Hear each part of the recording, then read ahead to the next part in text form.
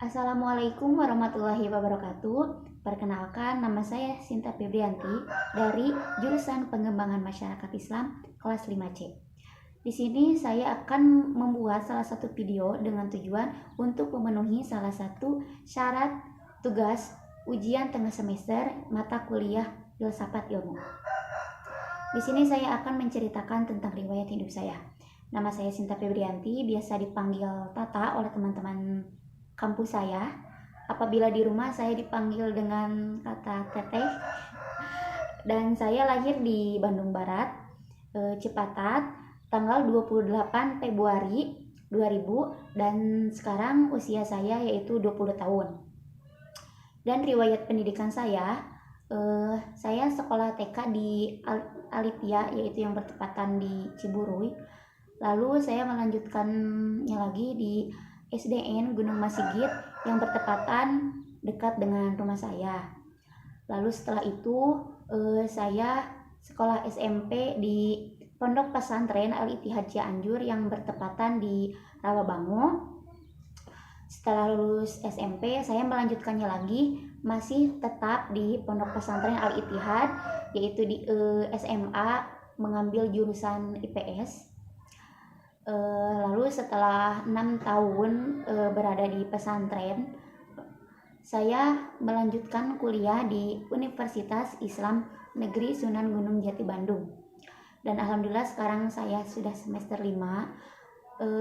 Yang saya rasakan ingin masuk ke Universitas UIN itu sangat sulit sekali.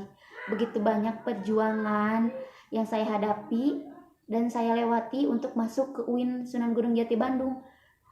Dan alhamdulillah setelah tes yang terakhir di ujian mandiri, saya lulus dengan jurusan Pengembangan Masyarakat Islam. Dan saya adalah anak pertama dari satu bersaudara, dan ibu saya bernama Dede Rokaya, ayah saya bernama Heri Sugiri. Ibu saya bekerja sebagai penjahit dan juga ibu rumah tangga, sedangkan ayah saya bekerja sebagai buruh. Dan saya mempunyai satu adik laki-laki yang berumur 14 tahun yang bernama Muhammad Ilham Deriansyah, dan sekarang sedang menuntut ilmu di Pondok Pesantren Kudang Garut. Dengan adanya mereka semua, saya menjadi semangat untuk menggapai cita-cita saya. Karena berkat perjuangan kedua orang tua saya, bahkan bisa dibilang berdarah-darah supaya saya bisa melanjutkan kuliah di UIN Sunan Gunung Jati Bandung. Dan saya harus menjadi orang sukses, karena tidak selamanya kedua orang tua saya tetap tetap muda. Maka dari itu, saya berpikir sebagai anak pertama, saya harus siap menjadi pengganti apabila kedua orang tua saya sudah tidak muda lagi. Dan saya harus bisa mendidik dan mengarahkan adik saya supaya, dan falsafah hidup yang selalu saya pegang, yang selalu saya ingat sampai saat ini, yaitu pelan-pelan yang penting hidup terarah.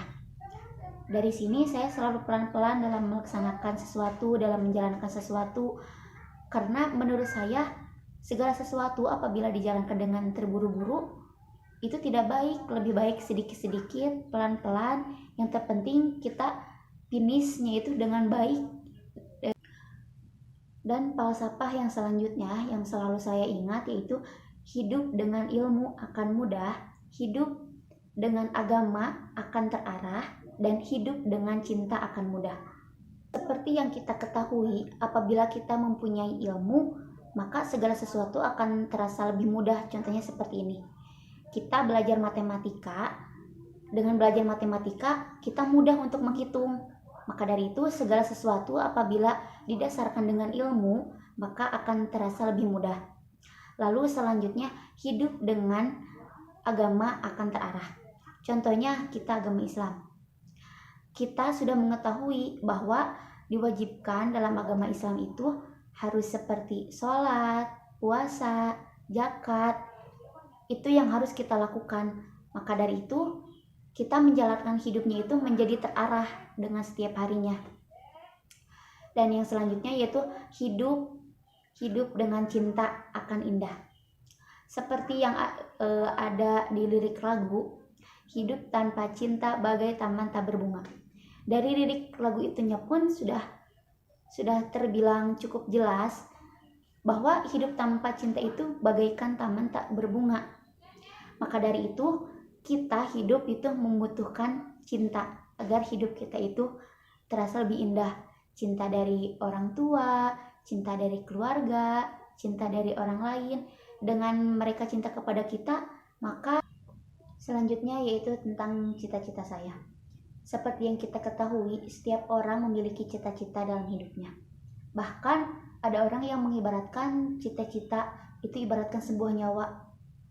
Saya selalu berpikir, jangan takut untuk bermimpi. Walaupun saya tahu untuk mencapai cita-cita itu tidak secara instan, harus dengan perjuangan dan pengorbanan. Oleh karena itu, saya mempunyai cita-cita ingin menjadi orang yang sukses dan ingin bermanfaat bagi orang lain. Kenapa saya ingin menjadi orang sukses? Semua orang bahkan pasti ingin menjadi orang sukses. Karena dengan kita sukses, kedua orang tua kita bahagia, keluarga kita bahagia. Dan saya juga ingin bermanfaat bagi orang lain. Karena kita itu hidup bersama orang lain. Maka dari itu, kita juga harus bermanfaat bagi orang lain. Mungkin cukup sekian dari saya. Kurang lebihnya mohon maaf. Wabillahi taufiq wal hidayah. Wassalamualaikum warahmatullahi wabarakatuh.